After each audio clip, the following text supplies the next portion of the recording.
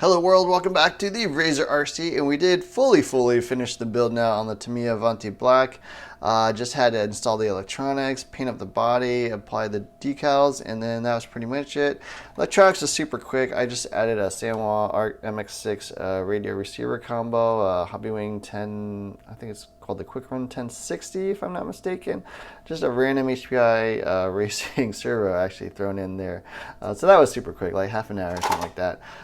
The painting, I ended up going with kind of just some stuff I had lying around. So instead of full black, I went actually gunmetal black, like light spray that, and then black underneath it, just to kind of give it a little bit of more of a metallic black sort of grayish look there. And then I did screw up though. I forgot to mask off the cockpit, so I ended up painting it black and then having to clean it up with some acetone and then respraying it with a little bit of silver and black just to give it a little bit of a frosted look. We do also have a special shout out to EuroRC for sponsoring this series of videos, so check them out. We do have 5% off coupon code. That gets you 5% off. They do have under €7 shipping throughout Europe. And right now, the US dollar is crazy strong. So even if you're in the US, things are way cheaper than you might expect if you check them out. So go check them out. They have got Traxxas, obviously Tamiya, a lot of Tamiyas and stuff that you can't get in the US. They've got Arma, they've got Team Corral, they've got HPI Racing, X-Ray, lots of brands, lots of parts, lots of vehicles. And with that coupon code, I think, yeah, you get a bit of discount. So special shout out to them. Otherwise, with the build, you know, the decals and stuff are not perfect.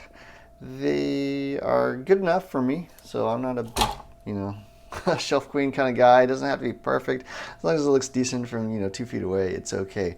But yeah, cutting out and painting probably took an hour. Cutting out, trimming, all that probably took another 2 hours to the decals, and then now we're done. So yeah, let's take this thing out to the track and see how it actually drives.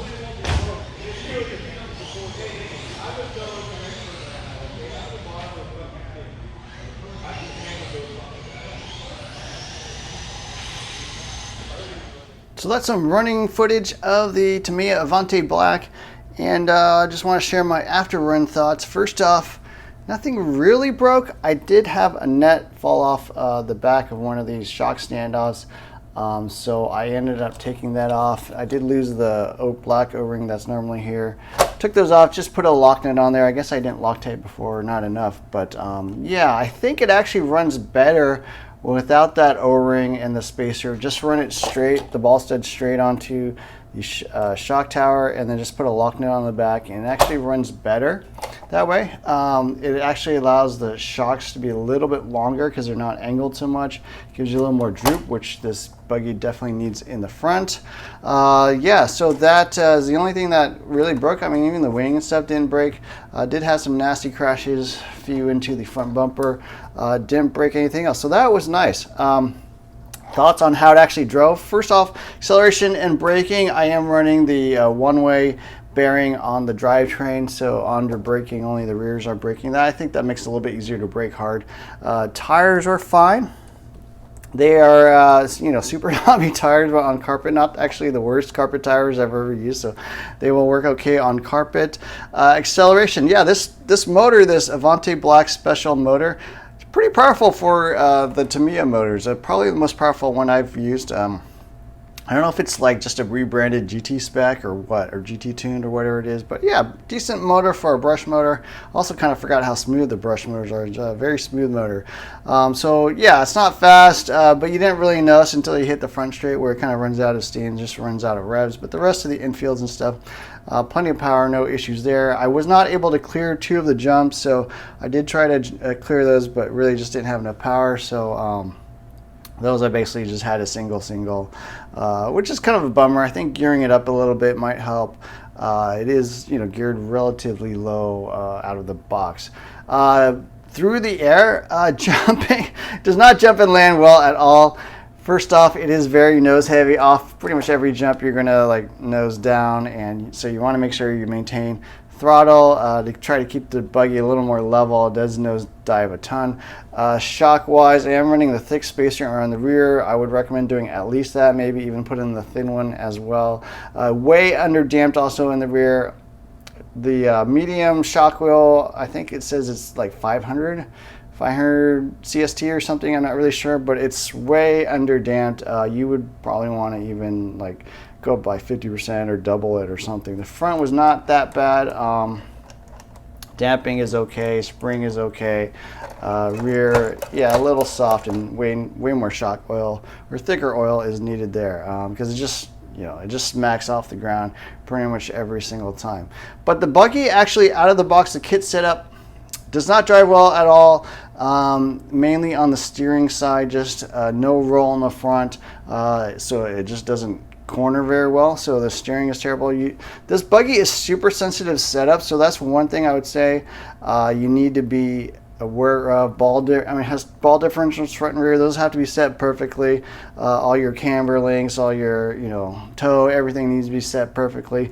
I would throw the steering endpoints actually a little bit overboard, so it's got a super soft steering servo saver. You really want to crank it a little bit tight, you know, harder than on the endpoints than you would normally. You know, set your normal endpoints, then probably go like a few more clicks past that. The plastic servo saver will, you know, kind of give, but if you overextend the servo a little bit, you'll be able to maintain the tight corners a little bit better without it giving so much. It's way too soft. You know, one big performance improvement would be to get a stiffer servo saver, I think.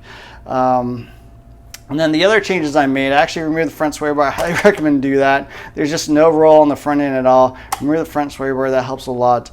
Remove those extra spacers on the shocks. Just run them straight onto the shock tower. That helps a lot. And then I don't think I made any other adjustments. I'm not running the rear upper ball stud link here. I don't see a point to doing that. You have a carbon fiber shock tower, so that seems superfluous. I'm running the wing all the way down. That is the way I would run it. You don't need this crazy downforce in the back. Plenty of rear traction, and yeah, overall the buggy actually was not that bad. you know, I don't have too many other old school vehicles like that to compare to, but I do have a Top Force Evo, and you know, with some setup changes, with it tuned correctly, I think it's actually comparable. It is much heavier than the Top Force Evo. There's way too much metal on this thing, and you feel it. Like all the four corners feel super heavy, but the middle of the vehicle is super light. So it's kind of a weird feeling vehicle, but you know, it drives actually okay. And towards the end of the battery pack, I actually felt like I was driving a race car, whereas in the beginning I felt like it was, I don't know, more of a toy with a bunch of weight added to it. But by the end, I kind of forgot exactly that it was an old school Tamiya, and I was just driving it like a normal race car. Obviously a slower one, but you know, not terrible. So Tamiya Avante, those are my initial thoughts after the first couple packs. Don't forget to hit the like, share, subscribe buttons. Look for more videos soon. Thanks for watching.